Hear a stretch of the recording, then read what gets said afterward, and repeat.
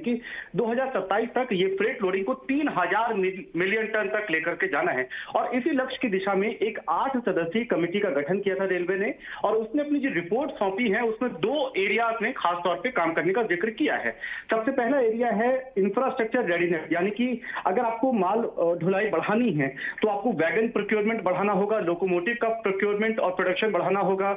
जो अहम सेक्टर है जहां पे सबसे ज्यादा फ्रेट मूवमेंट होता है, वहां पे जो बॉटल नेक है, जो दिक्कतें हैं, अड़चने हैं, उनको दूर करना है। इसके अलावा जो दूसरा एरिया है वो है बिजनेस डेवलपमेंट का, यानी कि जो ट्रेडिशनल कस्टमर है, या स्टील है, आयरन ओर है, सीमेंट है, ये जो ट्रेडिशनल कस्टमर है रेलवे के, इसके अलावा जो नए कस्टमर हो सकते हैं, मतलब ई कॉमर्स प्लेयर्स हो सकते हैं, प्राइवेट सेक्टर के कई लोगों को आमंत्रित किया जाता है, तो उनके साथ में कई दौर की बैठकें आने वाले कई महीनों में होंगी। तो इन दोनों ही दिशाओं में कदम बढ़ा करके रेलवे बड़े लक्ष्य की तरफ बढ़ना चाहती है, और लक्ष्य यही है कि 2027 तक 3000 मिलियन टन की फ्रेट लोडिंग हो पाए, और इसके जरिए रेलवे अपनी आमदनी को कई गुना बढ़ाना चाहती है। जी बिल्कुल समीर, शुक्रिया। बेहद अहम खबर रेलवेज की तरफ से, यहाँ पर रेलवे सेक्टर से जुड़ी यहाँ पर समीर हम तक पहुँचा रहे हैं। और माल ढुलाई यानी कि फ्रेट लोडिंग की क्षमता बढ़ाकर रेलवेज अपने रेवेन्यू को बढ़ाने की यहाँ पर कोशिश में है। आपको बता दें फिलहाल रेलवे की 145 करोड़ प्रति टन सालाना फ्रेट लोडिंग की क्षमता है, जिसे सीधा दोगुना करने का यहाँ पर टारगेट सेट किया जा रहा है। और रेलवे का ये टारगेट 2027 तक 300 करोड़ टन तक की फ्रेट लोडिंग का यहाँ पर है। तो एग्रेसिव टारगेट्स रेलवे की तरफ से रेवेन्यू पोटेंशियल को इंक्रीज करने के लिए। रुचित, आईआरसीटीसी पर एक बार अपनी राय दीजिए, और साथ ही आज के लिए आपके स्टॉक कौन से हैं, स्टॉक स्पेसिफिक रिकमेंडेशन भी बताएं।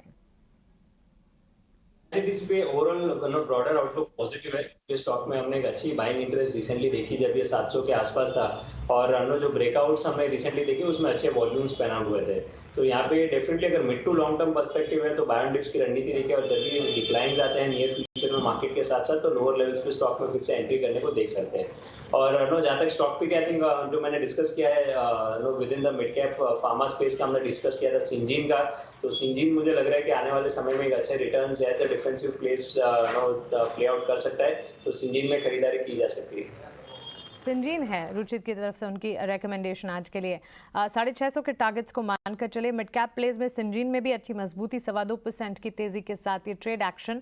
590 का स्टॉप लॉस मेंटेन कीजिए। 600-608 के लेवल्स पर ये ट्रेड कर रहा है। यहाँ से 50 रुपए तक की तेजी इनिशियल बेसिस पर रुचित को नजर आ रही है। रुचित, शुक्रिया ये सारी जानकारी के लिए, सवालों के जवाब देने के लिए, हमारे साथ जुड़ने के लिए, अपनी ट्रेडिंग पिक भी शेयर करने के लिए।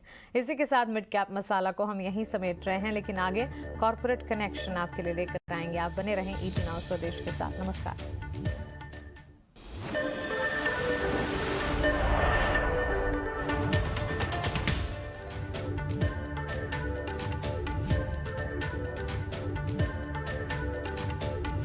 Now you've tightened, and that was in T20 style. Now going forward, interest rate hike, will it be a function of test match play? The T20 rate hiking cycle is behind us. You have put it very nicely. I mean, my compliments to you for putting it very nicely. I remember in the 70s when Sunil Gavaskar was at his peak. You think that he is playing a very slow game, but suddenly you find that he has scored a century. So sometimes, actions are taken rather silently, but they are not visible.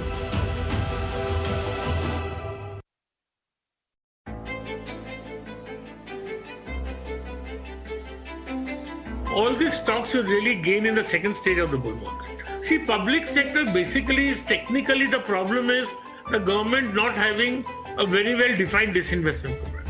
So, all these things are not liked by the market, and therefore there is uncertainty.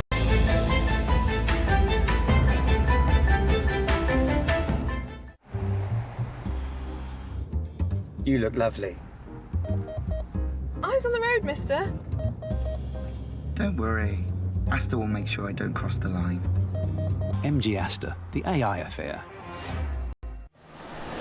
There are some among us built differently, common by appearance but uncommon by deeds. Indians with a big